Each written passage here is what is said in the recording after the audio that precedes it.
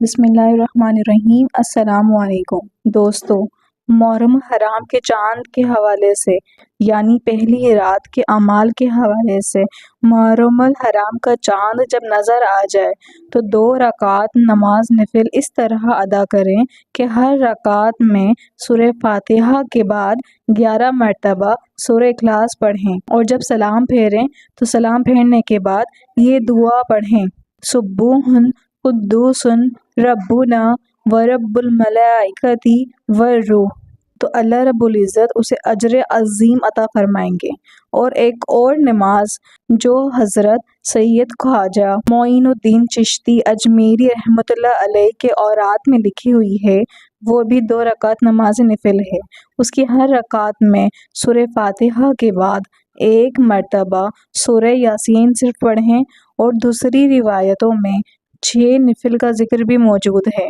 ان کی ہر رکعت میں سورہ فاتحہ کے بعد 10 مرتبہ سورہ اخلاص پڑھیں، اور اس نماز کے پڑھنے والے کو اللہ کریم بہشت میں 2000 محل عطا فرمائیں گے، اور ہر محل میں 1000 دروازے اور یاقوت کے ہوں گے، اور ہر دروازے پر ایک تخت ہوگا، تو اس تخت پر ایک حور بیٹھی ہوگی، اور اس کے علاوہ 6000 بلائیں اس نمازی سے دور کی جاتی ہیں، اور 6000 نیکیاں اس کے نامہ اعمال میں لکھ دی جاتی ہیں۔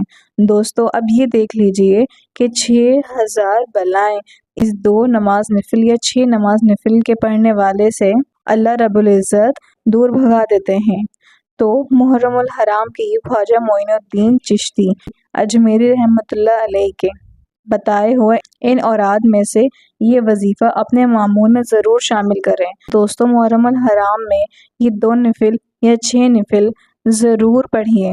آج ہم اپنی پریشانیوں، مسائل اور مشکلات کو دور بھگانے کے لیے نہ جانے کتنے وظائف کرتے ہیں، لیکن محرم الحرام کی ایک رات کے اس عمل کو آپ ضرور آزمائیے۔ انشاءاللہ اللہ رب العزت 6000 بلاؤں کو انشاءاللہ آپ سے دور فرما دیں گے، اور محرم الحرام میں فرشتوں کے ذریعے مدد حاصل کرنے کے لیے محرم الحرام کے دن یعنی چاند دیکھ کر یا اسے اگلے دن 2 رکعت نماز نفل پڑھیں کہ ہر رکعت میں سورہ فاتحہ کے بعد 3 مرتبہ سورہ اخلاص پڑھیں، اور پھر سلام پھیرنے کے بعد ہاتھ اٹھا کر یہ دعا پڑھیں، اور دعا سے پہلے اور دعا کے بعد 1 مرتبہ درود شریف پڑھیں۔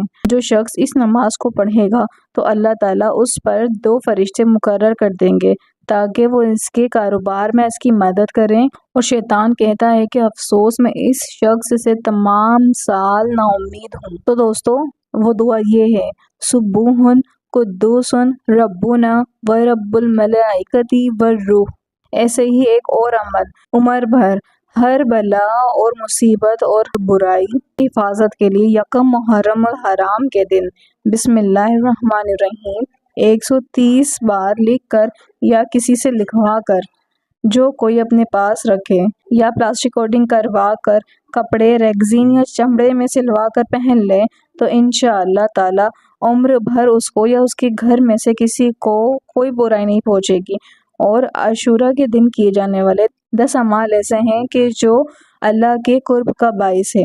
ان میں سے روزہ رکھنا ہے، نفلی عبادت کرنا ہے، یتیم کے سر پر ہاتھ رکھنا ہے، توبہ اور استغفار کرنا ہے، قبرستان جانا ہے اور غسل کرنا، سرما لگانا، بیمار کی بیمار پرسی کرنا، پیاسے کو پانی پلانا، صدقہ اور خیرات کرنا، اور دسترخوان کشادہ کرنا۔ تو یوم عاشورہ کی نفلی عبادات جس طرح عاشورہ کا دن ہمارے لیے معتبر اور محترم ہے، اسی لحاظ سے اس دن کا یہ ہم پر حق ہے کہ اس کو ہم انتہائی ادب و احترام سے حالت روزہ اور زیادہ سے زیادہ قیام و سجود میں گزارے۔